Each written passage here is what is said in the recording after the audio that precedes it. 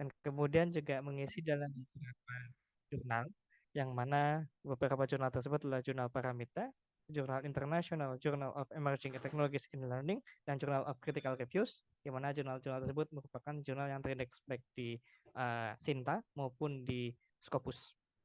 Baik, tanpa menunggu waktu yang lama lagi, saya mempersilahkan kepada Bu Indah untuk membuka diskusi. Terima kasih.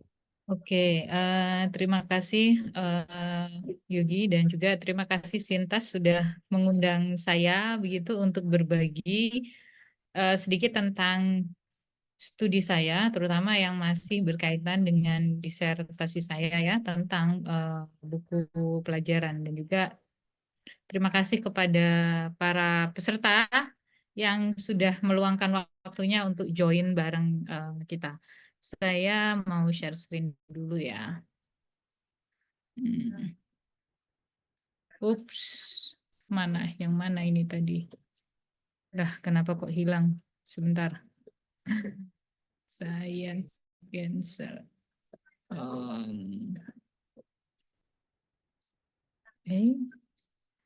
Di mana PowerPoint-nya ya? Ini kenapa yang ada cuma sebentar.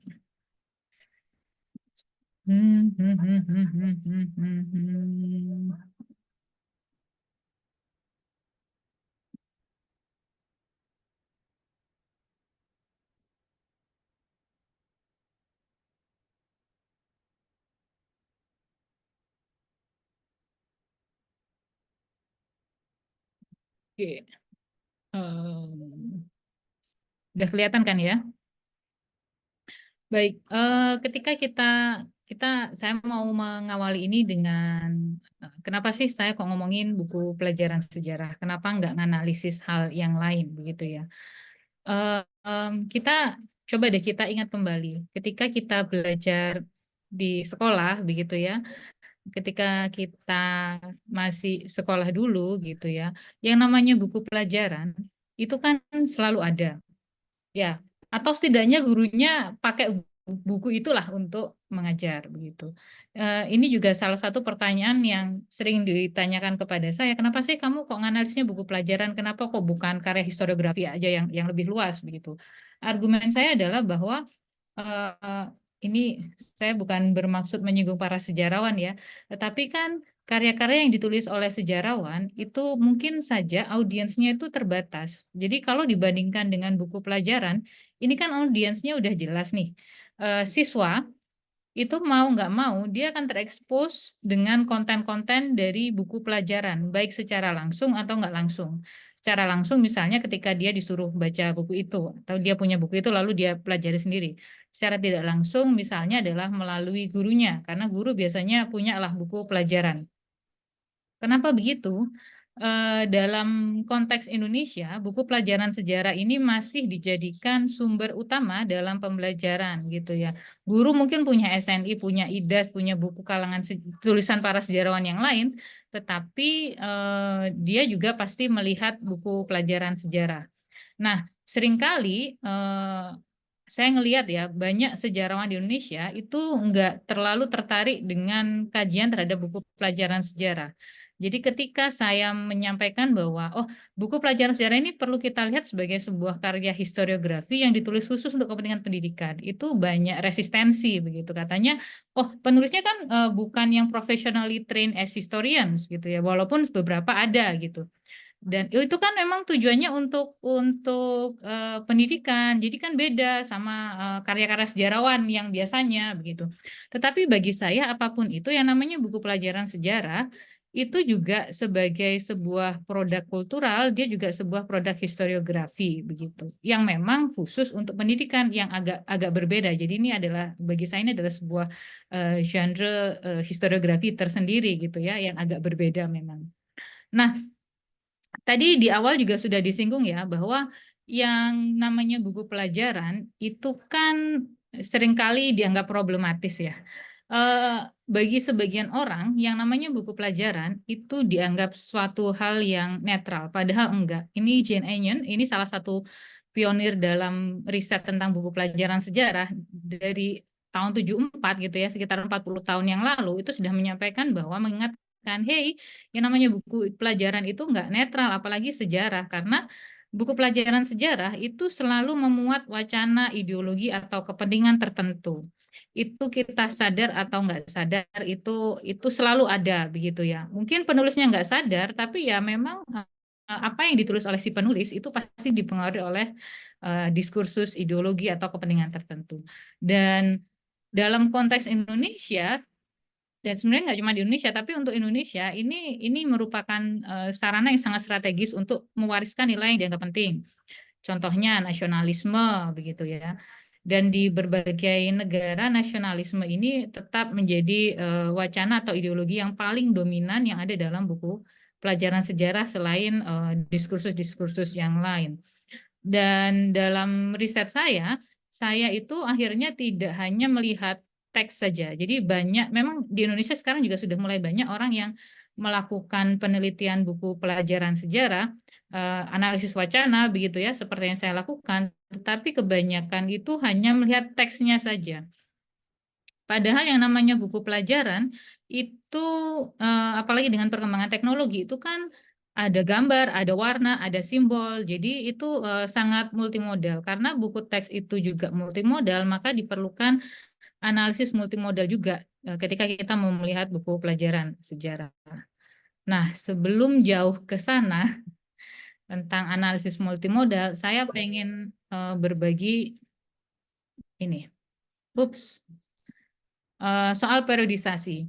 Jadi dalam riset yang saya lakukan dalam disertasi saya memang menggunakan periodisasi yang agak berbeda. Jadi kalau dalam sejarah politik di Indonesia biasanya kan disebutnya Orde Lama ya. Walaupun istilah Orde Lama ini juga problematis gitu ya. Tetapi tetapi ketika kita baca historiografi tentang pendidikan, tentang sejarah pendidikan di Indonesia, penulis-penulis di Indonesia itu seringkali menyebutnya periode Orde Lama, Orde Baru, sama Reformasi begitu.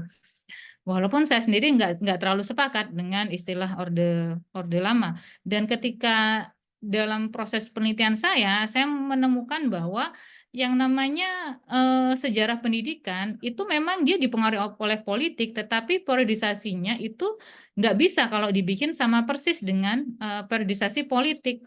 Karena seringkali perubahan di bidang politik itu bisa berjalan sangat cepat, sementara di bidang pendidikan itu agak lambat. Contohnya begini, setelah 65 gitu ya, kemudian ada ya Super Semar, Soeharto naik, dan seterusnya, itu kan Soeharto kan berkuasa tahun 66 ya. Nah, tetapi yang namanya perubahan pendidikan itu baru terjadi di tahun 68. Kenapa? Karena memang butuh waktu bagi para ahli pendidikan, bagi pihak kementerian untuk merumuskan ini perubahan politik ini ngaruh ke pendidikan. Oke, berarti kita harus melakukan perubahan nih dalam bidang pendidikan. Itu nggak bisa sekarang rapat, besok kurikulum baru udah keluar.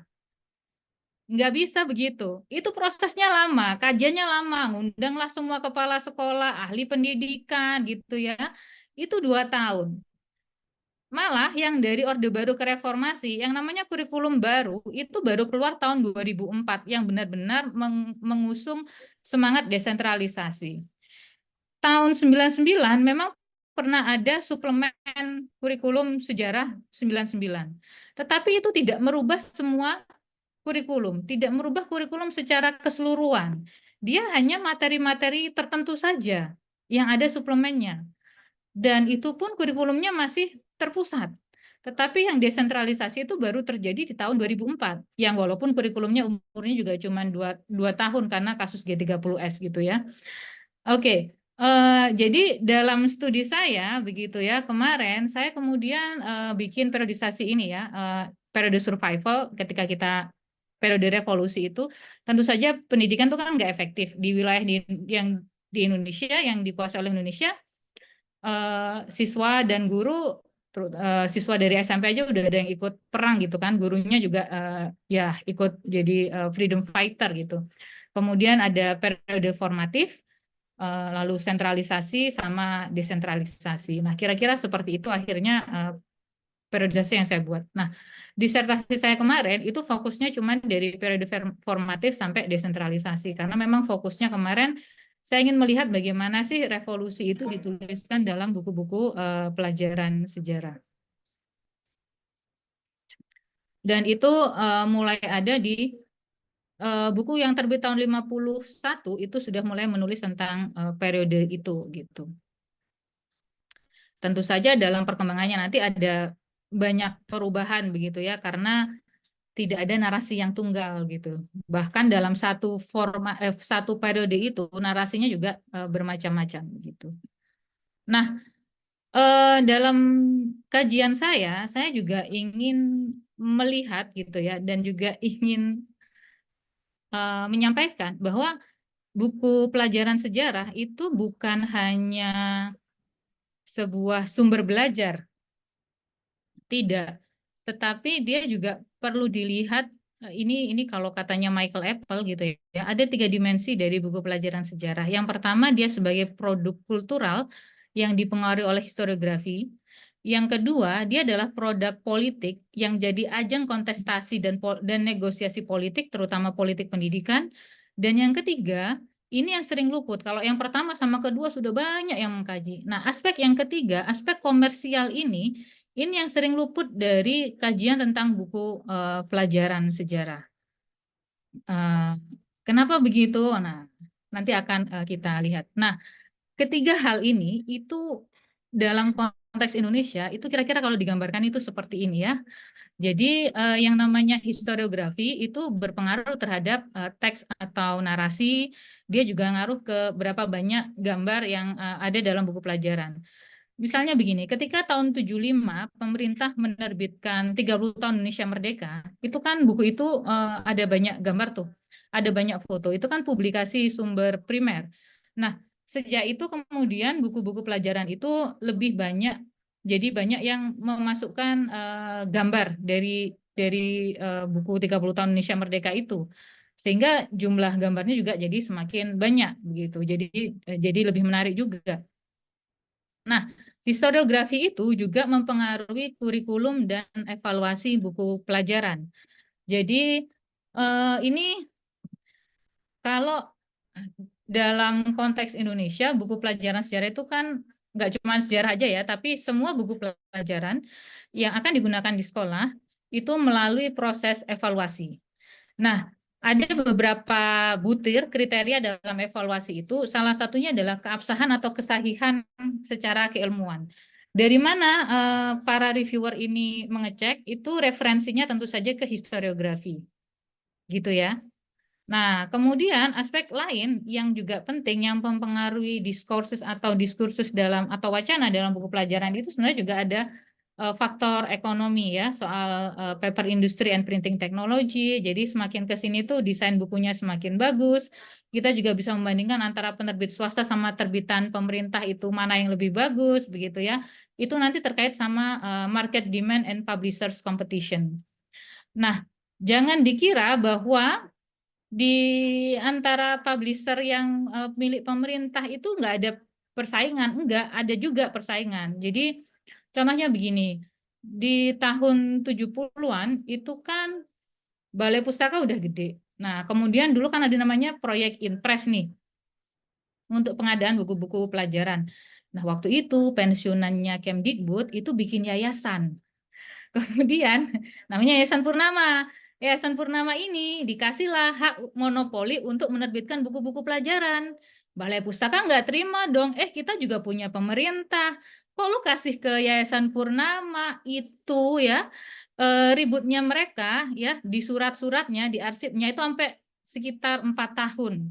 Sampai akhirnya hak untuk penerbitan buku itu akhirnya dikasihkan ke Balai Pustaka karena dianggap memang Balai Pustaka yang sudah lebih berpengalaman dan dia juga punya percetakan sendiri. Kalau Yayasan Purnama dia bikin publisher tapi dia nggak punya percetakan, dia jadi nyetaknya ke percetakan yang lain gitulah ya. Nah, begitu. Tapi setelah dikasih Balai Pustaka, Balai Pustaka ternyata tidak mampu memenuhi kebutuhan itu. Sehingga kemana? Larinya ke penerbit swasta. Ribet lagi kan? Nah, itulah. Jadi aspek ini, aspek kalau historiografi sama politik udah sering lah ya. Aspek yang ekonomi ini yang menurut saya sangat menarik lah. Mungkin nanti perlu kita kupas lebih jauh bagaimana persaingan antara para penerbit swasta itu sehat apa enggak. Seringnya enggak sehat sih. Oke. Itu tadi, oh iya. Jadi ini soal historiografi tadi ya. Jadi kalau dari 3 periode itu, yang saya dalam studi saya itu semuanya itu menunjukkan adanya keterlibatan pemerintah dalam menyusun dan merevisi sejarah nasional. Jadi di periode formatif itu tahun 50-an itu sudah ada usaha, ada pengen nulis sejarah nasional, tapi ini gagal. Ya, nanti akhirnya baru di periode sentralisasi 75 terbit SNI yang direvisi berkali-kali. Lalu nanti yang desentralisasi ada IDAS gitu ya. Ya, itu kan bentuk dari keterlibatan pemerintah sebenarnya dalam menyusun dan merevisi. Nah, dari kajian yang saya lakukan, buku teks periode desentralisasi dan desentralisasi ini cenderung mengikuti historiografi yang resmi. Jadi walaupun sudah reformasi, ada keterbukaan, periodenya sudah berubah, sudah ada desentralisasi, tetapi ternyata memang tidak semudah itu merubah wacana, kecuali kalau perubahannya sangat luar biasa.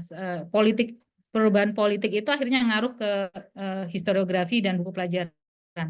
Ketika yang dari formatif ke sentralisasi itu kan ada peristiwa politik yang besar tuh.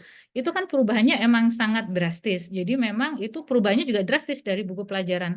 Tetapi kalau dari sentralisasi ke desentralisasi, karena reformasi itu kan nggak semengerikan di periode perubahan dari apa yang formatif ke sentralisasi ya. Jadi dia nggak terlalu banyak berubah.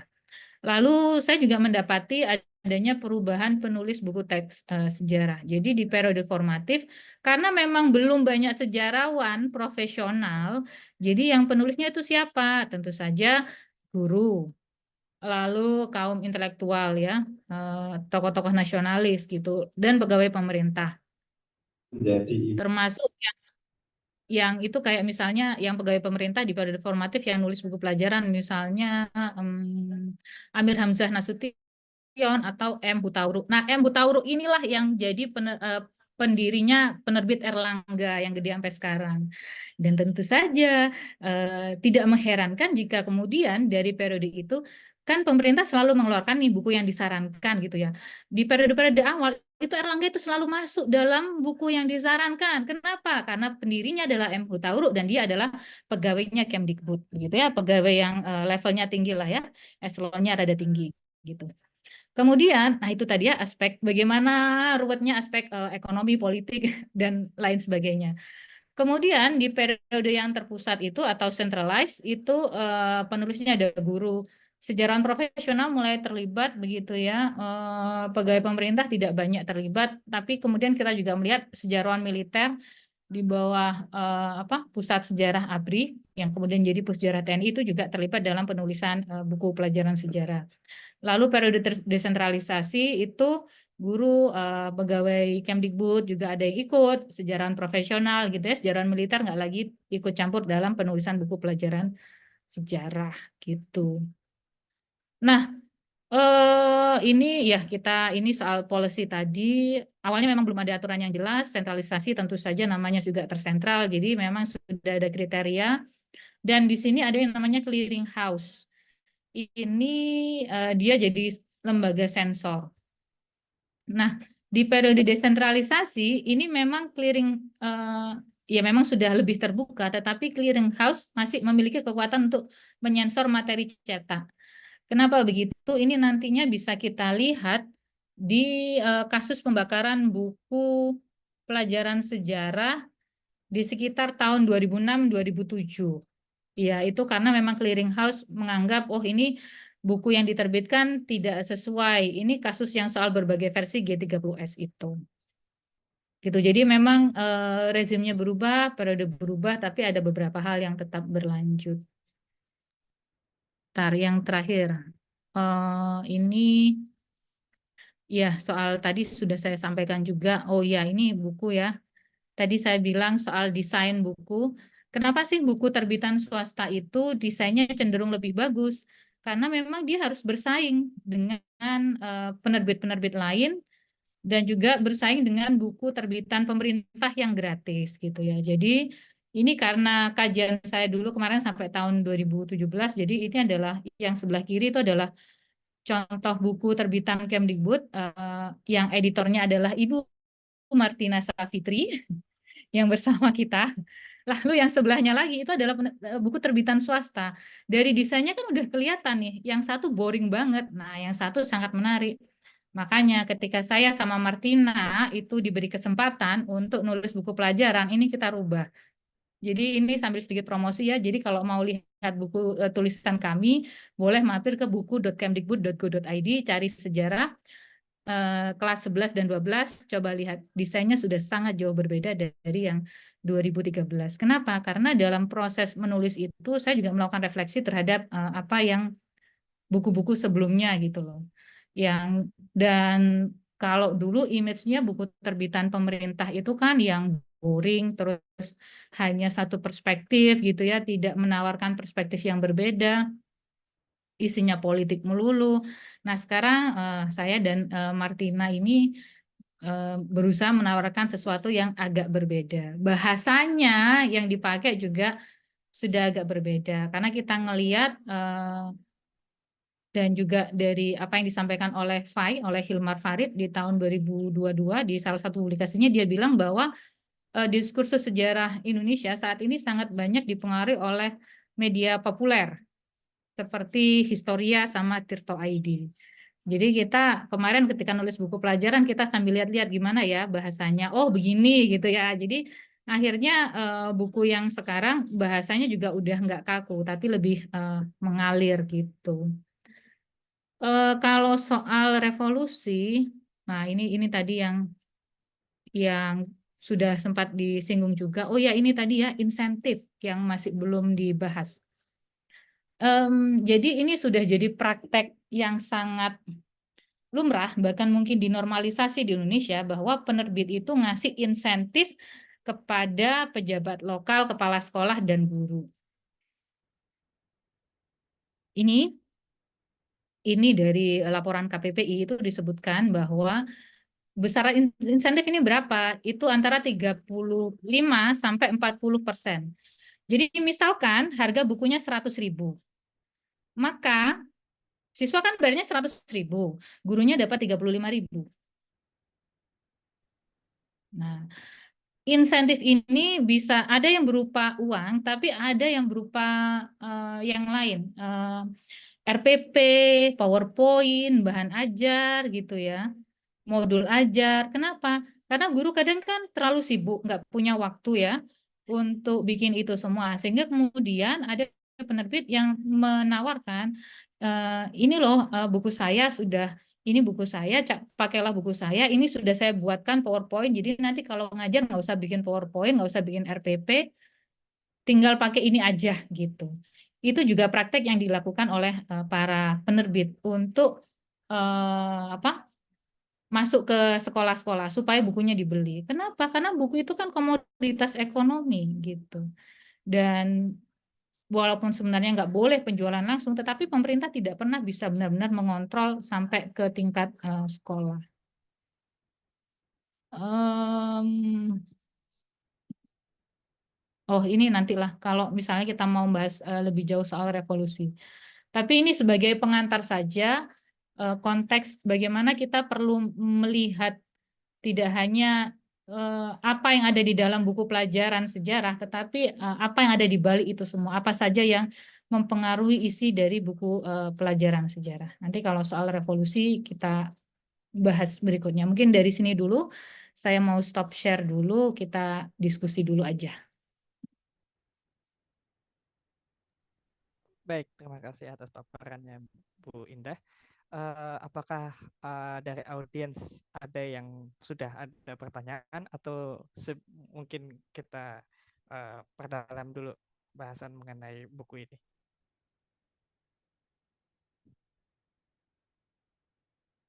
Sebetulnya bahasan ini oke.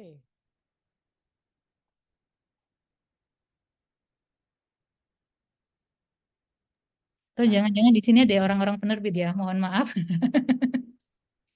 Ya, Oke. tapi itulah dari data yang saya dapatkan. Mhm. Oke, suara saya sudah terdengar sekarang? Sudah lebih terdengar? Kedengeran sekarang, Atau kedengeran masih? aman, Mas. Oke. Berarti yang salah memang di sini. Sebentar ya. Sebentar, 1 menit. Ya. Oke. Dari pertanyaan dari Sintas ya, dari Mas Ausaf, berarti kalau menambahkan buku pelajaran dalam konteks pasar berarti industri perbukuan Jakarta ini punya kebebasan. Apakah penerbit boleh menentukan kontennya sendiri karena kita kan ya sebagai narasi tunggal itu mungkin dicoba sama Bu Indah ya, karena beda akan sangat beda jawabannya.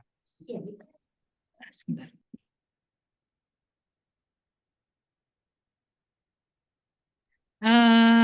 Oke, yang tadi dalam konteks pasar industri perbuku cetakan ini punya kebebasan sejauh apa?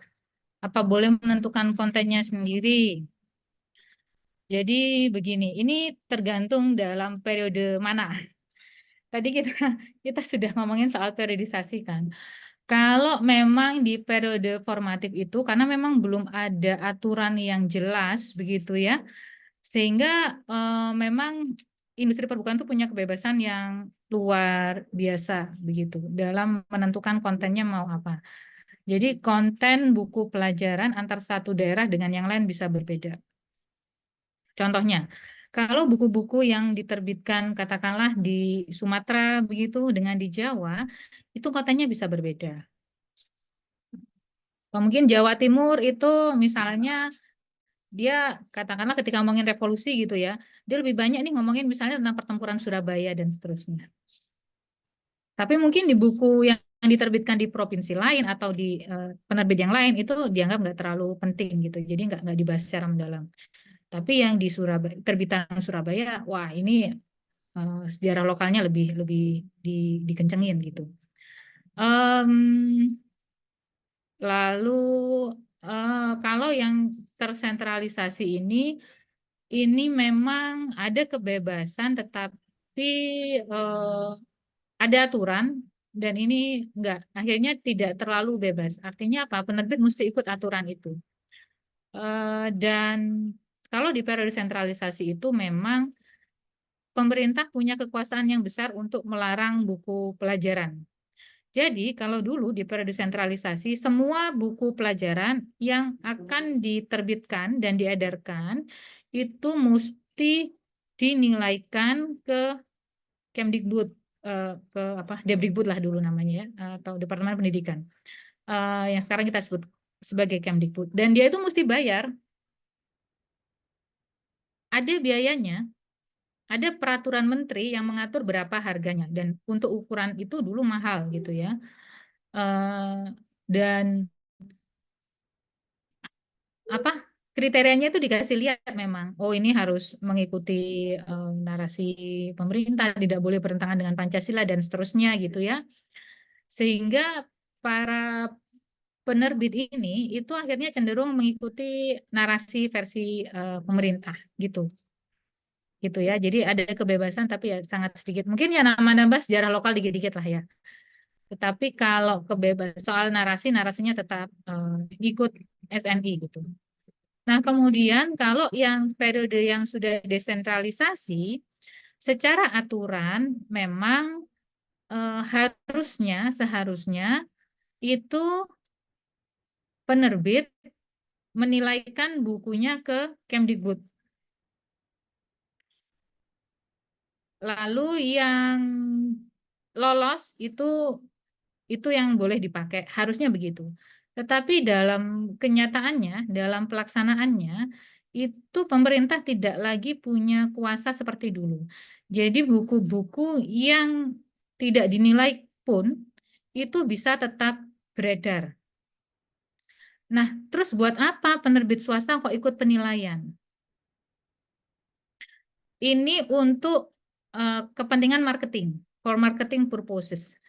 Jadi kalau sudah dinilai begitu, biasanya kan ada nomor keputusannya. Nah, itu dicantumkan nih di buku terbitan swasta bahwa buku ini sudah dinilai dan dinyatakan sesuai dengan kurikulum yang berlaku gitu. Tapi kalaupun nggak ada itu juga tetap bisa beredar karena saya tahu beberapa penerbit besar itu tidak menilaikan bukunya ke Dikbud. Saya sekitar 2 tahun ini kan juga terlibat dalam penilaian buku pelajaran sama dengan Martina ya. Dan walaupun harusnya memang buku yang dinilaikan itu kan tidak boleh ada identitas penerbit, penulis dan lain sebagainya. Tetapi kan buku sekarang kan ada QR code-nya tuh. QR code-nya itu kalau penerbit-penerbit besar biasanya mereka bikin rumah sendiri lah untuk itunya. Dan itu ketika kita buka langsunglah ketahuan nama penerbitnya gitu. Beberapa itu sebenarnya nggak bagus-bagus amat gitu ya. Kalau kita dari kriteria penilaian yang serius itu, tetapi kemudian saya lihat bukunya juga terbit-terbit aja gitu. Ada di toko buku gitu. Walaupun kita yang menilai, ya kemarin kan sudah diminta revisi ini,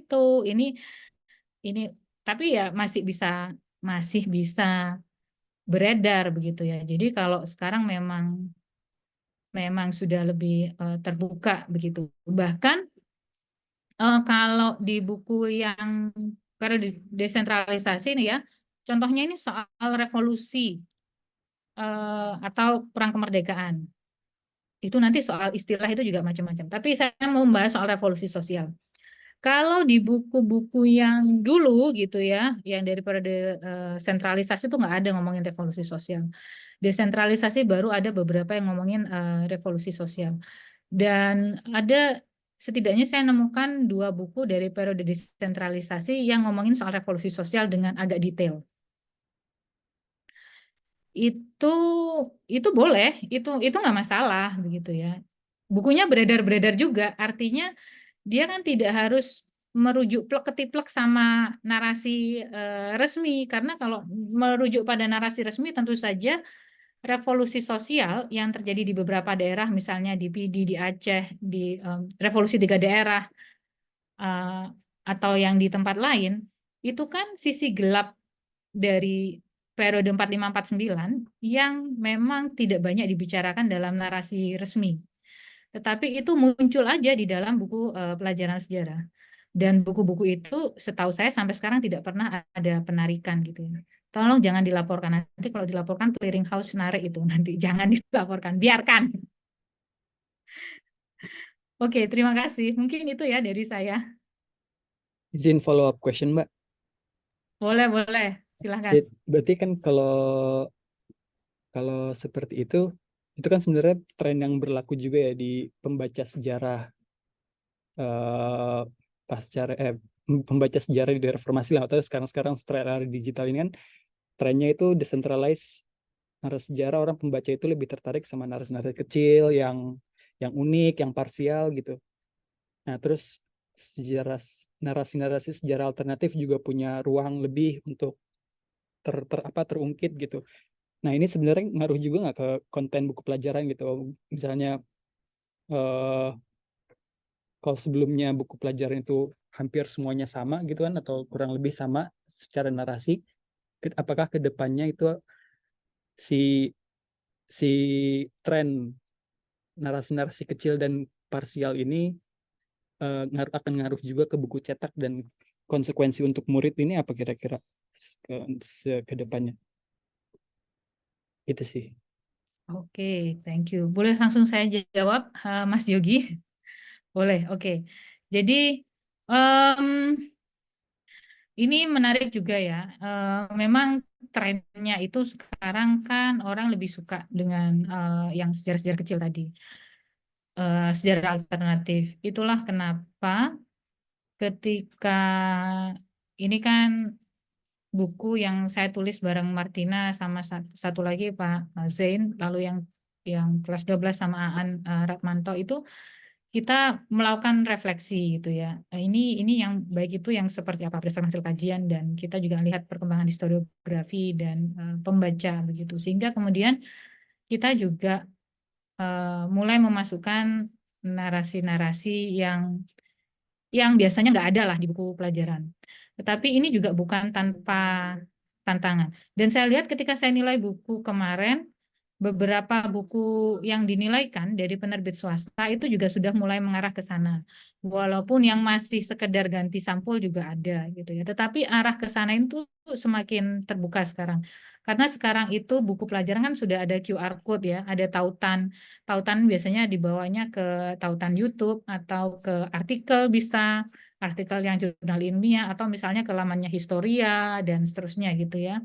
Sorry kita nggak nge-refer Neo Historia ya, kita refernya ke Historia yang banyak ke Tirto, lalu beberapa situs-situs lah ya.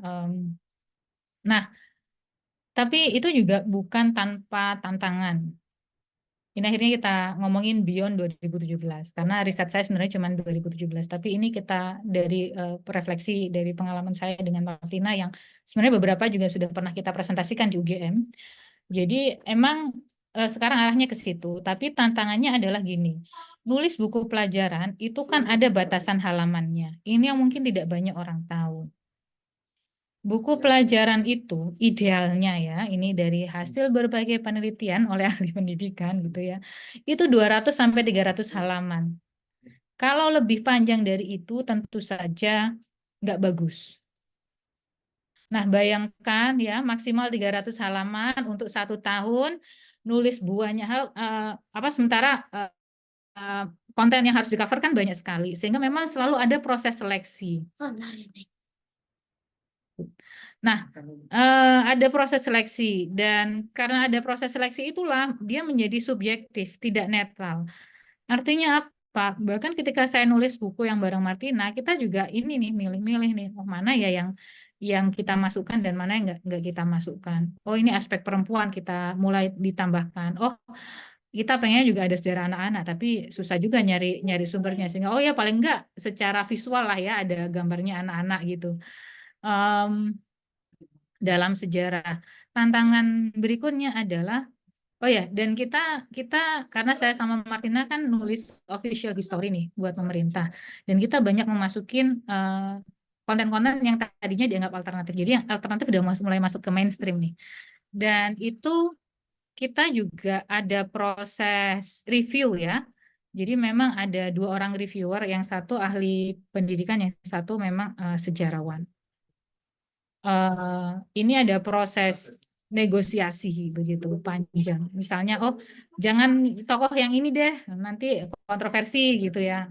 Coba deh kalau diganti yang lain. Nah, ketika udah jadi pun gitu, kemudian ini kan direviewkan ke guru yang nantinya jadi pengguna. Itu gurunya ini lebih galak daripada reviewer yang ahli pendidikan sama ahli sejarah gitu ya. Yang di buku kelas dua-duanya sih 11 sama 12 kita diprotes. Begitu ya Martina, mungkin nanti Martina bisa menambahkan. Kok materinya dikit sih gitu. Kok perang ini nggak ada, kok perang itu nggak ada gitu. Sampai guru-guru yang terlibat dalam proses review itu besoknya kan mereka datang bawain buku pelajaran yang sudah ada itu. Dulu itu bukunya itu begini begitu, ini panjang gitu ya. Sementara sekarang lah kan konteksnya sekarang kurikulum merdeka itu kan memang materi esensial. Jadi memang nggak detail sepanjang itu. Dan kita juga ingin memasukkan narasi-narasi alternatif sehingga memang ada beberapa hal yang kita mesti selektif. Oh ya udah, yang ini aja yang dimasukkan, yang ini nggak dimasukkan begitu. Gitu sih yang sekarang. Jadi ya saya dari peneliti kemudian menjadi praktisi ya. Kalau bisa dibilang, kaki saya yang satu di akademisi, yang satu di praktisi, dan mengalami keduanya. Jadi memang apa yang saya pelajari itu saya jadikan bahan refleksi untuk menulis buku pelajaran, dan dari proses penulisan itu akhirnya menjadi bahan refleksi untuk menulis karya ilmiah akademik gitu. Untuk yang berikutnya gimana. Tetapi coba deh nanti silakan dicek gitu ya. Buku ini sekalian rada-rada promosi, dan buku kita itu juga ada versi audionya. Jadi buat yang mungkin nggak terlalu suka baca tapi lebih suka mendengar, kayak dengerin podcast, itu boleh ke buku.kemdikbud.go.id, itu juga ada versi audionya. Kalau versi audionya itu satu file itu sekitar maksimal 10 menit. Begitu. Dan itu juga seru ya mode. Ini kan itu tadi yang aku bilang soal multimodalitas. Jadi yang namanya buku itu udah bukan lagi buku tradisional yang versi cetak teks aja, tetapi sekarang udah lebih berwarna dan juga sudah ada audio, udah terkonek sama apa tautan-tautan link ke sumber-sumber sejarah begitu. Walaupun saya sebenarnya masih punya impian kalau bisa bukunya itu bisa lebih interaktif, tetapi bikin buku interaktif itu mahal juga gitu. Itu terkait dengan persoalan biaya begitu, karena memang bikin buku itu tidak murah.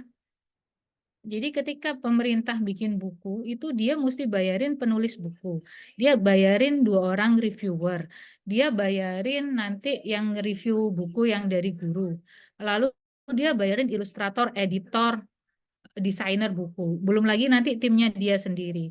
Lalu itu dalam proses review itu kan kita mesti ketemu beberapa kali, itu kan tentu perlu biaya dan itu tidak murah.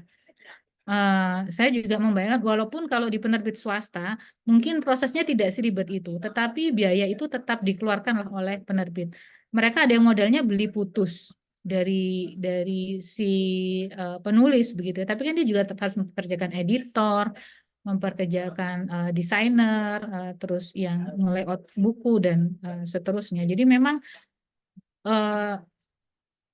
mungkin yang berikutnya ya kalau ada orang mau riset gitu ya, mungkin lebih bisa ke aspek ekonomis ini ya, faktor-faktor ekonomi ini yang masih nggak terlalu banyak yang membahas ya soal buku pelajaran. Kalau di Amerika Serikat misalnya, karena mereka kan modelnya federal ya, buku untuk negara bagian New York misalnya dengan Texas itu misalnya membahas topik yang sama, penerbitnya sama, penulisnya sama, untuk New York sama untuk Texas misalnya, itu kontennya bisa berbeda. Kalau di Indonesia kan masih belum sesophisticated itu ya. Tetapi artinya apa? Ini ada upaya-upaya penyesuaian dengan market demand, dengan aturan-aturan di masing-masing negara bagian. Kalau konteksnya Amerika, kalau di Indonesia ya kayaknya kalau provinsi atau sekolah belum nyampe lah bisa mempengaruhi buku pelajaran, tetapi paling tidak yang dari pemerintah pusat itu memang masih ada gitu sih. Jadi panjang kemana-mana ya, sorry. Oke, makasih Mbak. Ya, sama-sama. Berarti pertanyaan untuk Mas Alsat terjawab ya berarti ya. Oke. Untuk Mas Muhammad Renaldi mungkin bisa mengutarakan pertanyaan. Baru setelah itu kita masuk ke Mas Firdaus sama Mbak Juca. Ya sama Mbak Eka Oke. juga. Ya, Oke, silahkan. terima kasih Mas. Apakah suara saya terdengar? Terdengar ya. Terdengar jelas, Renaldi? Iya, Bu. Terima kasih karena telah diberikan kesempatan. Tadi Bu Indah sedikit mention lah tentang buku teks sejarah itu hasil historiografi. Nah, saya pengen tanya, Bu. Kan historiografi kan syarat akan subjektivitas, Bu ya. Nah, kita nggak bisa eh, tidak bisa nolak lah itu. Nah, apakah dalam proses penulisan buku teks sejarah itu eh, penulis juga mengakomodasi subjektivitasnya, Bu? Kan seperti yang kita ketahui tadi, Bu Indah juga menjelaskan kalau buku teks sejarah itu kan syarat akan ideologi suatu negara kan. Nah, kan ada benturan nih antara subjektivitas yang dimiliki oleh subjektivitas yang dipegang oleh penulis dengan eh, ideologi yang di dianut oleh negara gitu. Nah, itu apakah ada proses tarik tarik ulur antara penulis dan juga negara, Bu? Mungkin itu, Bu. Terima kasih. Terima kasih atas pertanyaannya, Renaldi. Mungkin Bu Indah mau menjawab langsung atau bagaimana? Oke, terima kasih. Ini juga menarik ya. Apa ada subjektivitas gitu ya? Tentu saja ada, Renaldi. Apalagi yang sekarang. Jadi memang kan kalau kurikulum itu kan sifatnya sangat generik. Sedetail-detailnya kurikulum di era sentralisasi, dia kan tidak sampai ke persoalan narasi ya. palingan hanya ke topik-topik apa yang mesti diangkat.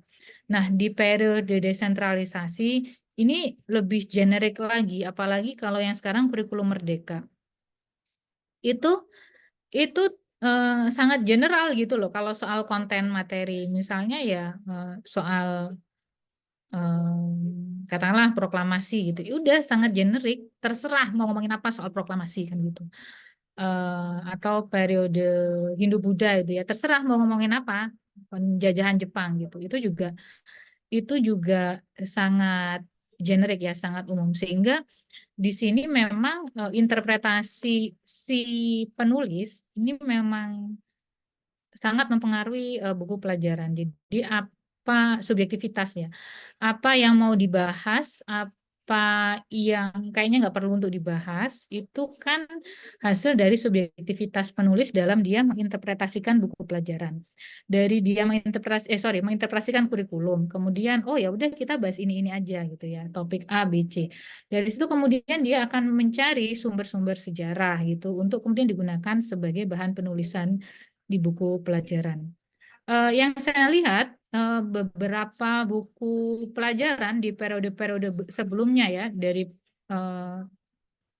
baik yang formatif sampai yang desentralisasi, itu banyak yang buku pelajaran yang ditulis itu merujuk kepada buku pelajaran sebelumnya. Sehingga saya bisa memahami kenapa kok sejarawan tidak terlalu menganggap serius buku pelajaran sejarah. Sementara ada perdebatan di dunia pembelajaran sejarah ya sampai saat ini, apakah sejarah itu hanya untuk melestarikan norma, nilai-nilai, sama aspek pedagogis, sama perlunya untuk mengajarkan siswa tentang disiplin keilmuan sejarah, yang sejarah secara kritis dan seterusnya. Nah, dari situlah kemudian kami ya, saya, Martina, dan teman-teman yang terlibat dalam penulisan buku pelajaran sejarah ini, saya nggak ngomongin yang penerbit swasta karena saya nggak tahu secara detail ya bagaimana prosesnya mereka. Tapi kami kemudian berusaha untuk mencari sumber-sumber primer. Atau kalau nggak gitu ya sumber sekunder tapi yang terpercaya lah, dari jurnal, dari buku yang ditulis oleh para sejarawan sebelumnya begitu ya. Kita sangat menghindari menggunakan buku pelajaran yang lain sebagai rujukan. Jadi udah kayak kalau kita nulis skripsi, nulis tesis, nulis disertasi yang sejarah gitu, emang kita pakai sumber-sumber yang begitu. Cuman memang bahasanya kita sesuaikan. Kemudian kita sesuaikan dengan permintaan dari kurikulum. Itu seperti apa? Gitu sih. Kalau subjektif pasti subjektif. Saya juga mengakui bahwa saya subjektif gitu.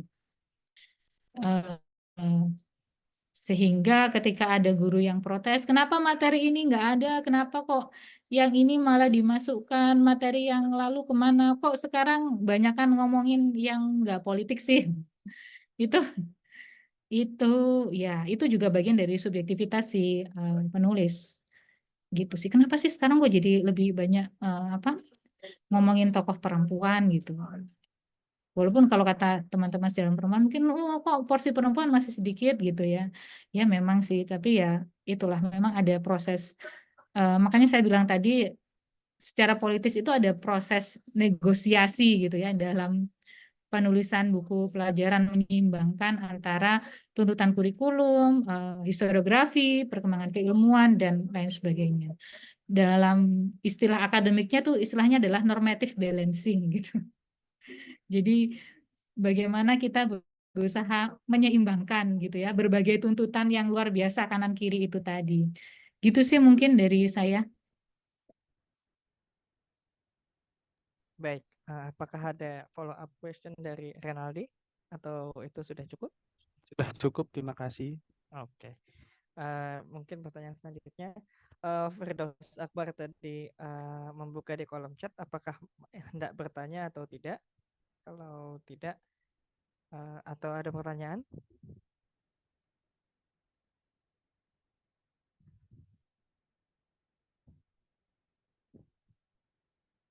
Oke. Atau mungkin kita langsung ke pertanyaan ke Eka dulu ya. Di sini diketik di kolom chat, saya akan bacakan. Izin bertanya, menurut Mbak Indah, idealnya buku pelajaran sejarah itu murni ditulis oleh sejarawan atau guru sejarah, atau kolaborasi penulisan antara sejarawan dengan guru sejarah? Terima kasih. Demikian. Iya, terima kasih. Sekalian juga jawab yang itu ya, yang soal ahli bahasa. Idealnya gimana? Ya memang kalau secara ideal begitu ya, memang perlu ada kolaborasi gitu ya antara ahli sejarah dengan ahli pendidikan sejarah dalam penulisan buku pelajaran sejarah itu memang perlu semuanya, bahkan juga ahli bahasa. Jadi buku yang kita tulis itu kemarin juga direview begitu ya secara kebahasaannya juga. Termasuk, oh ini katakanlah bahasanya ini kurang cocok nih untuk anak-anak SMA. Oh ini bahasanya perlu diperhalus. Itu kita juga dapat banyak masukan begitu. Contohnya gini, ketika di buku yang kelas 11 itu draft awalnya kita ada satu part gitu ya. Di draft awal itu kita kasih subjudulnya itu adalah genosida di Pulau Banda. Nah, ini kemudian ketika dalam proses review akhirnya diminta untuk mengganti karena mungkin bagi siswa SMA mereka tidak terlalu akrab dengan konsep genosida. Sehingga kemudian subjudulnya itu diganti menjadi Duka di Pulau Banda. Walaupun isinya ya tetap itu ya tentang pembantaian orang Banda begitu dalam rangka monopoli rempah oleh Belanda begitu. Tapi sebenarnya yang terjadi di Banda itu kan ya bisa dibilang genosida gitu ya karena laki-lakinya semuanya dibantai, meninggalkan perempuan dan anak-anak, dan itu kan menargetkan suku tertentu yang mendiami pulau itu gitu. Itu. Jadi memang ada kolaborasi dari banyak pihak. Tapi kalau yang buku penerbit swasta itu memang agak bermacam-macam. Ada yang editornya itu memang dia ahli di bidang itu, tapi ada juga editor yang dia adalah editor di berbagai bidang. Jadi dia bisa saja jadi editor buku pelajaran sejarah, editor buku pelajaran matematika, teknik informatika, dan lain sebagainya. Jadi editornya generik. Kalau yang di pengalaman saya sama Martina kemarin, yang kelas 11 itu editornya sejarawan. Lalu yang kelas 12, editornya dia memang backgroundnya bukan sejarawan, dia memang backgroundnya editor, tetapi dia sudah banyak, dia jadi editor di banyak buku sejarah akademik, jadi sejarah yang ditulis oleh sejarawan akademik. Dan dia juga sangat suka dengan sejarah, begitu, sehingga bahkan di beberapa kesempatan gitu ya editor kami ini yang bantu nambahin nyari sumber dan lain sebagainya begitu ya. Jadi memang buku yang ada di hadapan teman-teman semua itu bukan cuman kerjanya penulis aja, tetapi ada banyak orang di balik itu semua. Walaupun yang tertulis di sampul hanya nama penulis dan penerbit, tetapi sebenarnya ada sangat banyak orang yang terlibat dalam buku pelajaran. Nggak mungkin buku pelajaran itu satu orang one man show gitu, nggak mungkin. Jadi ada sangat banyak orang. Mungkin ini juga bisa jadi pembahasan yang cukup menarik ya kalau mau bikin tesis, skripsi, tesis, disertasi gitu ya tentang bagaimana sih proses produksi, aktor-aktor yang terlibat di dalamnya ini siapa aja, kemudian backgroundnya dia seperti apa, bagaimana, dan itu ngaruh nggak ke konten yang ditulis dan seterusnya gitu. Itu sih mungkin, semoga bisa menjawab.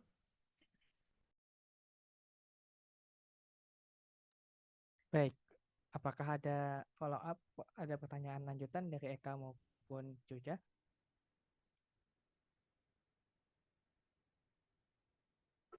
Cukup. Oke. Berarti mungkin kita bisa lanjut ke pertanyaan setelah dari Cuca ya, dari pertanyaan dari Mita. Izin bertanya, Bu, dari pengalaman saya 2 tahun terakhir selama mengajar mata pelajaran secara minat, buku pegangan di siswa itu kan terbatas, berbeda dengan sejarah Indonesia. Jikapun ada buku pegangan, siswa itu terdapat perbedaan contoh dalam lini mangsa, dengan buku pegangan saya sebagai guru karena beda penerbit. Bagaimana saya sebagai guru menyikapinya karena hal itu menjadi perdebatan dengan siswa. Jadi kurang lebih memang permasalahan soal buku ajar. Apakah pertanyaan selanjutnya, apakah Bu Indah mau menjawab langsung atau pertanyaan selanjutnya dibacakan dulu atau langsung pertanyaan ini yang kita bahas lebih dahulu?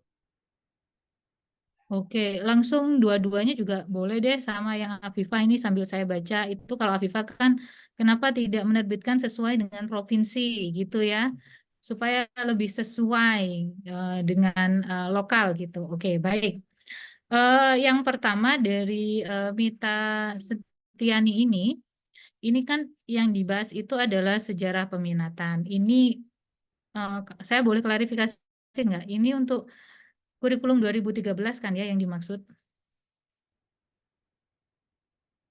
Karena kalau yang di kurikulum Merdeka kan ya artinya sampai tahun ajaran ini sejarah itu kan sejarah yang memang bahasnya sejarah Indonesia. Baru nanti di tahun ajaran depan ada sejarah yang sejarah tingkat lanjut yang membahas tentang sejarah dunia. Kalau mengasumsikan bahwa yang dimaksud di sini buku sejarah minat itu yang di kurikulum 13 memang sepengetahuan saya, pemerintah itu menerbitkannya yang sejarah Indonesia. Yang sejarah minat, yang K13 itu kayaknya nggak ada. Dan akhirnya kan banyak diisi oleh buku dari penerbit begitu. Nah, gimana ketika ada perbedaan soal titi mangsa dan lain sebagainya. Ini kita perlu kembali lagi ya bahwa yang namanya sejarah itu kan sangat subjektif, multitafsir.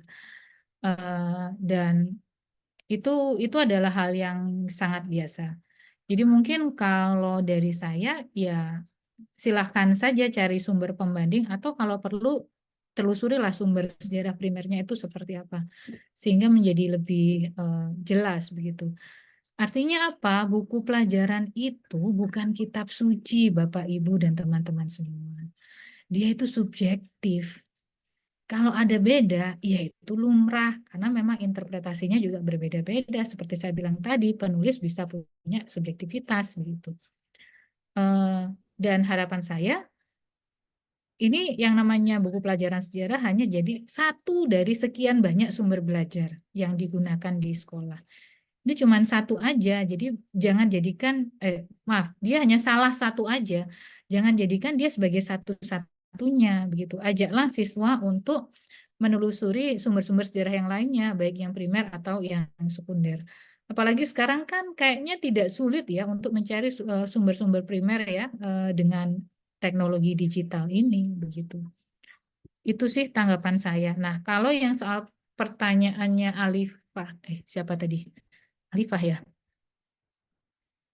Alifah Rahma, kenapa tidak menerbitkan buku sejarah sesuai masing-masing provinsi?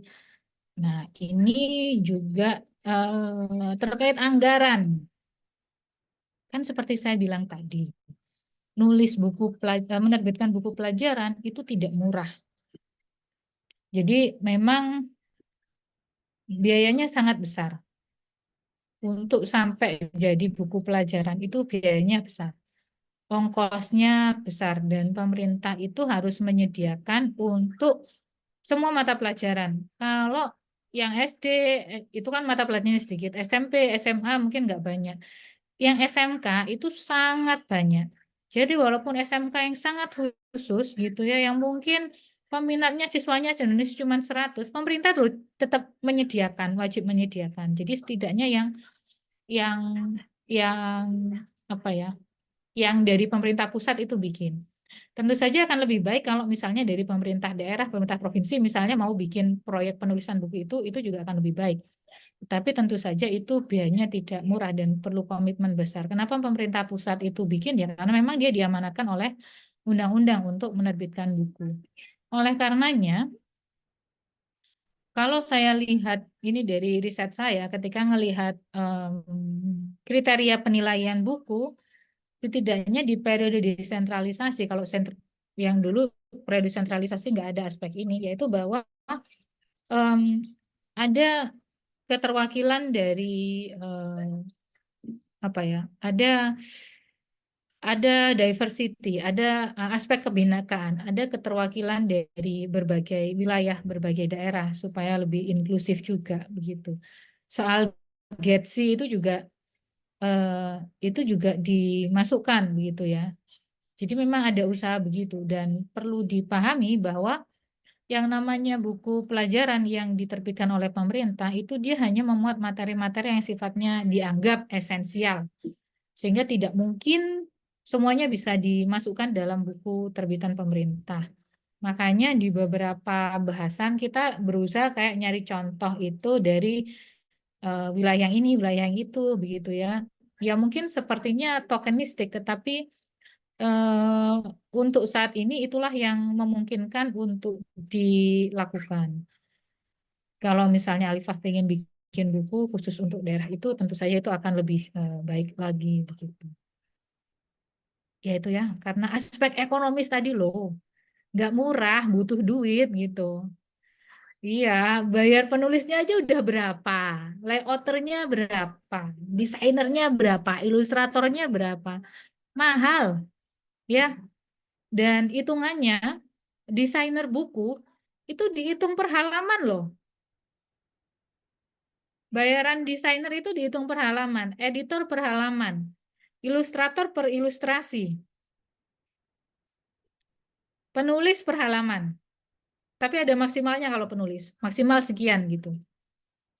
Kalau yang editor, ilustrator, kayaknya saya kok sejauh ini kayaknya nggak ada batasannya. Tapi yang penulis ada batasan maksimal berapa. Itu mahal. Bolehlah nanti kalau misalnya mau meneliti aspek ekonomis itu, nah boleh mau hubungi saya nanti saya kasih datanya.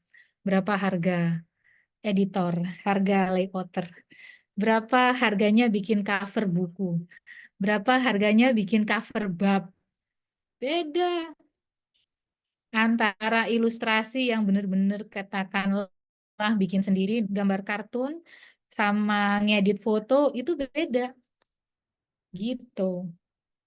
Desainer itu juga beda. Jadi itu itulah kalau yang di meme itu mana duitnya kan gitu. Ini aja Ini aja anggaran anggaran perbukuan ini gosip-gosipannya juga karena ada yang program kemarin itu yang makan itu. Jadi gosip-gosipannya anggaran buku juga termasuk yang perlu apa ya disesuaikan lagi ya bahasa bahasa apa ya bahasa diplomatisnya disesuaikan untuk mengakomodasi program yang lain gitu. Ini soal prioritas dan anggaran politik anggaran. Nah, itu ribet lagi. Banyak hal menarik nih yang bisa ditulis untuk riset buku pelajaran sejarah. Jadi urusannya nggak cuma historiografi. Ya, aspek ekonomi itu yang sering lepas, tetapi itu ngaruh banget. Buku ini nanti dijual harganya berapa? Nah, itu juga biaya produksinya berapa, marginnya berapa, itu ada hitungannya gitu. Gitu deh, ribet lah itu. Bisa untuk sesi berikutnya ya kali ya. Ya, Mbak Indah. Ya, memang sebetulnya nggak hanya buku pelajaran aja ya gitu. Historiografi yang proyek-proyek baik itu pemerintah daerah juga itunya perhitungan dananya juga besar dan itu mungkin juga salah satu yang sedikit tambahan ya mungkin ya intermezzo dari moderator pengalaman saya. Memang publik biasanya tidak banyak mengetahui bagaimana produksi itu sendiri gitu loh. Jadi kemudian pengadaan ya kita hanya tahu oke pengadaan perpustakaan daerah dapat buku sekian sekian sekian gratis. Tapi gratis itu sebetulnya kan didanai juga oleh pemerintah dan uh, dana untuk mengadakan buku sepersekian ratus eksemplar dikasih ke ini dari pemerintah daerah misalkan atau dari pemerintah pusat proyeknya pemerintah pusat itu kan biayanya anggarannya beda lagi dan itu nanti juga ya bener main anggarannya itu yang kemudian berat itu Tuh, Oh iya, oke kita kalau bahas. pengadaan itu ya, apalagi pengadaan. Itu kalau dari instansi pemerintah, atau misalnya lewat bos lah. Itu Ya, kan ada sekian persen yang boleh dipakai untuk beli buku, sekian persen untuk bayar guru, sekian persen untuk. Jadi emang itu aspek yang lebih menarik lagi itu. Dan kalau misalnya pengadaan perpustakaan mau bikin pengadaan gitu ya. Itu kan ada honor untuk pejabat pengadaan. Itu apa nggak dihitung? Gitu.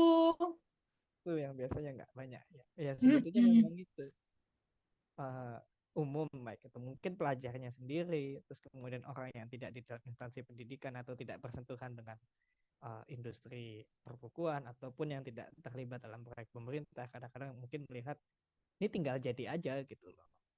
Buku ini tinggal datang saja, tapi sebetulnya politik budgetingnya itu lebih lebih kompleks daripada yang dibayangkan. Jadi ya lumrah hal seperti itu di Indonesia. Mungkin kita ke pertanyaan Farah. Saya izin bertanya, Bu. Tadi disinggung bahwa buku sejarah yang ditulis saat ini memasukkan nilai-nilai yang esensial saja. Penilaian esensial itu kira-kira berdasarkan apa? Terima kasih. Oke, terima kasih. Sebenarnya yang saya maksud tadi adalah materi esensial. Jadi yang ya ibarat kalau dulu sempat rame ya, yang dianggap core of the core lah ya, yang dianggap paling penting. Untuk yang berikutnya bisa dikembangkan. Kenapa? Karena memang dalam kurikulum yang sekarang perspektifnya itu adalah kompetensi base. Jadi yang dianggap penting itu adalah skill-nya. Jadi konten, ya walaupun saya juga mungkin nggak sepenuhnya setuju ya, dan mungkin banyak orang yang nggak setuju. Konten itu adalah, konten itu as a means to achieve that goal. Konten itu sebagai alat untuk mencapai tujuan, untuk mencapai skill-nya siswa. Jadi historical thinking skill, critical thinking skill, dan seterusnya. Itu memang arahnya ke situ, sehingga memang harus dipilah betul hal-hal yang sifatnya dianggap esensial. Sehingga mungkin tadi ada komentar bahwa bukunya itu ringkas sekali, buku pegangan siswa 5 menit selesai. Ya memang begitu. Nah, justru itu untuk memberikan kebebasan bagi guru untuk mengembangkan materi. Karena kalau kita ngasih terlalu detail, kecenderungan guru di Indonesia, ini berdasarkan hasil riset, itu adalah melihat buku pelajaran itu seakan-akan seperti kitab suci. Pokoknya ya itu plek-ketiplek gitu ya. Jadi enggak. Akhirnya membuat menjadi kurang kreatif. Akhirnya buku itu menjadi membelenggu. Ketika dikasih yang generik, itu harapannya adalah guru itu kemudian terpancing untuk, wah ini kayaknya perlu dikembangkan begitu. Harapannya, kenyataannya seperti apa, kita memerlukan riset lebih jauh lah soal itu. Kalau nilai-nilai yang dimasukkan tentu saja nasionalisme ya, karena sejarah itu selalu terkait dengan urusan nasionalisme. Selain itu, kalau yang di kurikulum Merdeka yang sekarang itu ada nilai itu apa? Profil pelajar Pancasila itu gitu. Ya, apa saja itu silahkan di googling. Termasuk diantaranya ada berkebinekaan global, beriman dan bertakwa kepada Tuhan Yang Maha Esa, berkebinekaan global, berpikir kritis, bergotong royong dan sebagainya itu. Terus kita juga ada hidden curriculum yang tidak disebutkan di berbagai itu, tapi itu jadi pesan sponsor.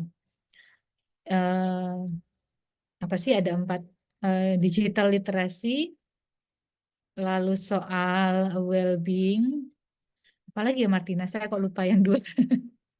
Mungkin Martina bisa itu. Oh, lalu soal literasi finansial, satu lagi apa ya kemarin? Saya lupa. Makanya, tapi itu nggak nggak harus dipaksakan gitu loh. Modelnya, oh ini semuanya harus ada, enggak yang cocok-cocok aja. Jadi misalnya akhirnya kan di jalur, misalnya di pembahasan soal jalur rempah nih, kita ngomong ini rempah-rempah untuk kesehatan itu kan terkait sama well-being gitu ya. Itu kan hidden curriculum tadi. Itu sih contohnya. Salah satu contohnya. Yang lain yang literasi finansial, misalnya soal kita kasih potongan koran sumber primer soal ajakan gerakan menabung gitu-gitu deh. Jadi saya juga tidak netral ya, saudara-saudara. Saya mengakui itu. Tapi kita berusaha untuk apa ya? Ngono yo ngono dan yo ojo ngono ya gitu tapi jangan gitu. Artinya kita juga tetap punya posisi untuk memasukkan sejarah yang sifatnya alternatif, perspektif yang beragam dalam buku pelajaran sejarah. Itu tadi ada proses normatif balancing.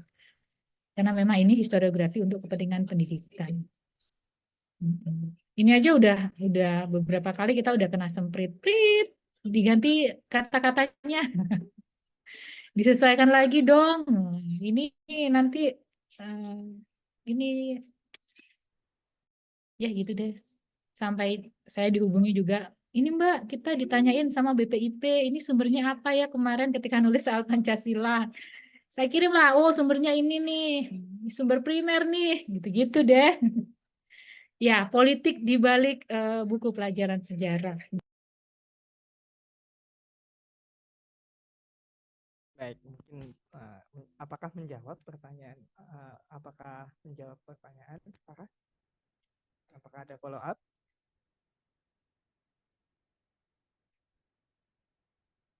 Jika tidak, kita akan Ini ada yang nanya nih soal G30S. Wah, akhirnya muncul juga. boleh deh, boleh. Em, Kalau sekarang itu kan dengan kurikulum yang sekarang itu bisa menggunakan berbagai perspektif. Jadi silakan Bapak Ibu guru menghadirkan berbagai perspektif, tentu saja dengan menggunakan sumber-sumber sejarah ya yang kredibel. Nah, di kelas 10 siswa itu kan sudah diajari tentang konsep dasar sejarah termasuk soal metode sejarah yang sederhana.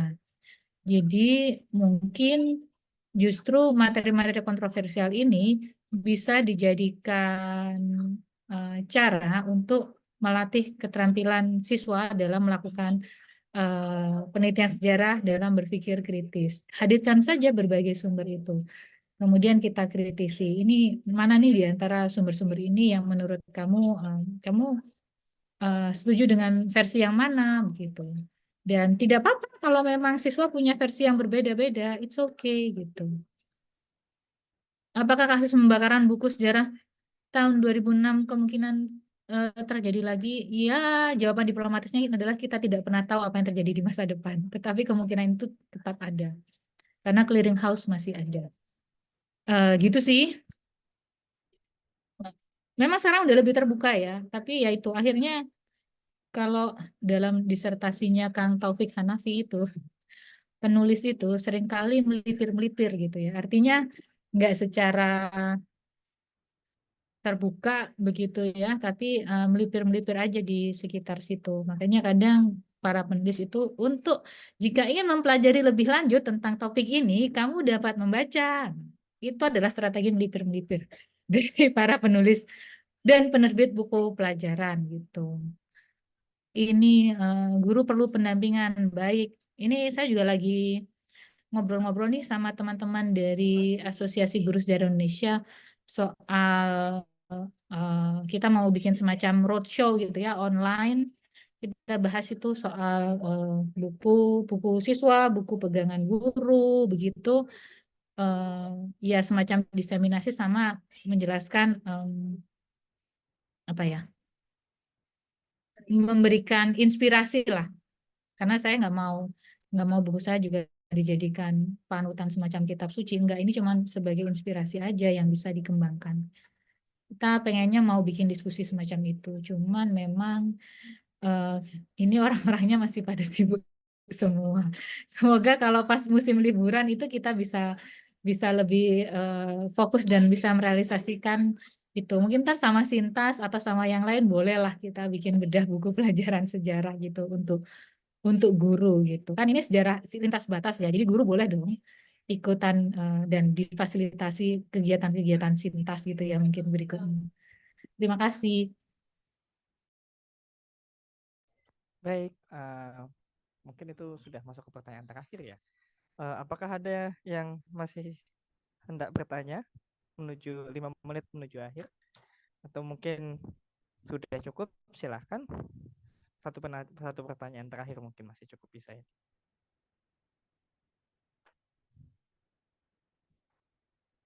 Ada? Udah ada yang sampai tidur itu atas nama Ferry Fadli Yasin sampai tidur itu. Ya. Tapi memang sebetulnya permasalahan kurikulum sejarah ya sebetulnya memang berkaitan semua pada baik itu materi yang diokekan untuk dipublikasi, terus kemudian siapa yang berkuasa, terus kebijakan pemerintahnya seperti apa, budgeting plan-nya kayak gimana. Dan itu kadang-kadang yang apa ya membangun gambaran besar dari kebijakan, tetapi kadangkala karena saking besarnya orang tidak melihat itu sebagai sesuatu yang detail, sehingga ketika mereka melihat kurikulum berubah, misalkan buku sejarah kok tiba-tiba materinya hilang ini dan itu, dan kemudian ada protes, itu kemudian biasanya dilihat dengan kacamata yang misalkan sangat simpel, misalkan pemerintah yang ini kok nggak disinggung, atau kok sudut pandangnya seperti ini. Dan kadang-kadang permasalahan seperti kurikulum itu nanti juga bisa menimbulkan bukan gegar ya, mungkin kaget bisa dikatakan untuk orang yang misalkan masuk kemudian memilih masuk ke jurusan sejarah. Misalkan kan kayak kurikulum sejarah di Indonesia itu sampai SMA lah kita ambil, itu kan sebetulnya kan akhirnya yang ditekankan menghafal gitu. Itu yang kalau pengalaman saya atau mungkin pengalaman kawan-kawan semua gitu loh, itu kan identik dengan menghafal. Untuk kemudian ketika ada yang merasa bahwa oke, saya sepertinya cocok untuk masuk ilmu sejarah, terus kemudian begitu masuk sejarah tiba-tiba beda lagi gitu loh, tiba-tiba kita harus menginterpretasi, kemudian tiba-tiba masuk ke dalam sisi teknis dan tidak lagi membicarakan mengenai hafalan, dan itu kemudian tiba-tiba membuat kita kaget sendiri. Dan banyak juga gitu kita rasa di kalangan sejarawan juga waktu awal-awal belajar kaget juga gitu, bagaimana narasi sejarah di dalam buku pelajaran dan narasi sejarah dalam pengertian metodologis itu bisa beda jauh. Dan sebetulnya memang itu permasalahan yang menghubungkan sejarah kepada publik itu juga menurut saya juga menjadi PR ya. Dan sebetulnya menyinggung yang soal historia tadi, kemudian neohistoria, itu juga sebetulnya permasalahan-permasalahan yang identik kan itu. Karena akhirnya kan tergantung audiens gitu loh. Kita harus akui juga audiens neohistoria beda sama audiens historia. Beda, pertama beda pasar, kedua beda juga kemampuan pengetahuan mereka, dan kedua kadang-kadang level intelektualitas juga bermain di situ. Dan itu kadang-kadang juga jadi PR karena tidak semua materi pelajaran sejarah di dalam kurikulum itu bisa digunakan satu tingkat yang sama dengan yang diajarkan di universitas.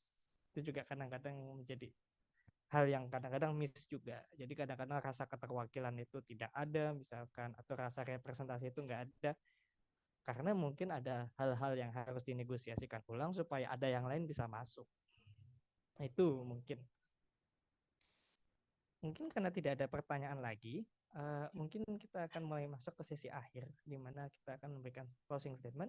Mungkin Bu Indah bisa memberikan closing statement atas presentasi Ibu hari ini.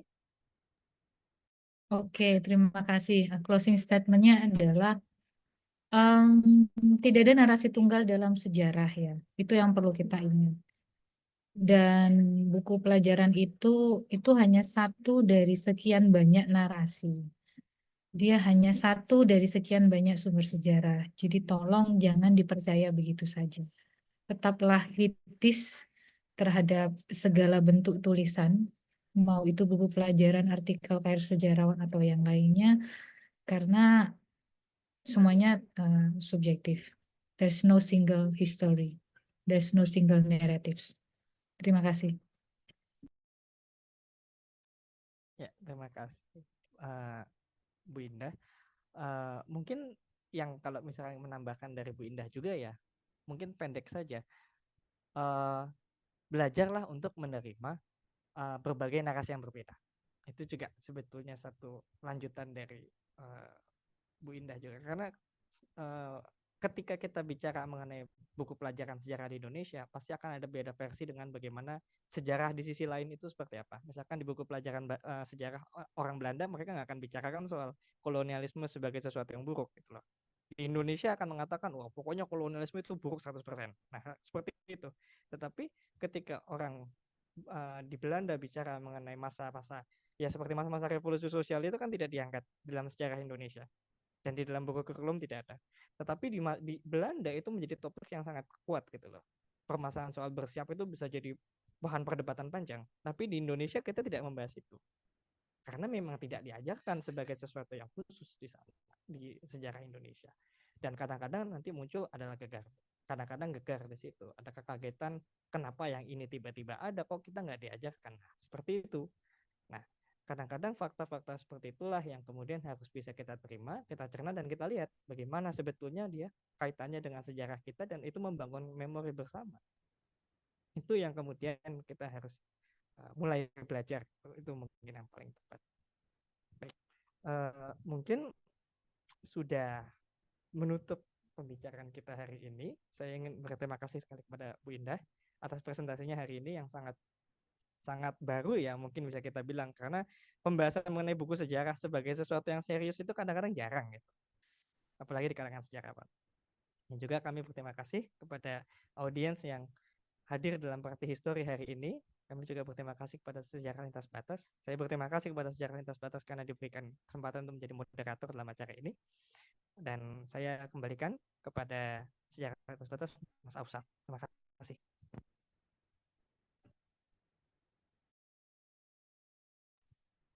Oke, terima kasih Mbak Indah, Mas Yogi, dan teman-teman semuanya yang masih ada di sini. Ada sebenarnya berapa nih? Ada 200 orang ya di sini.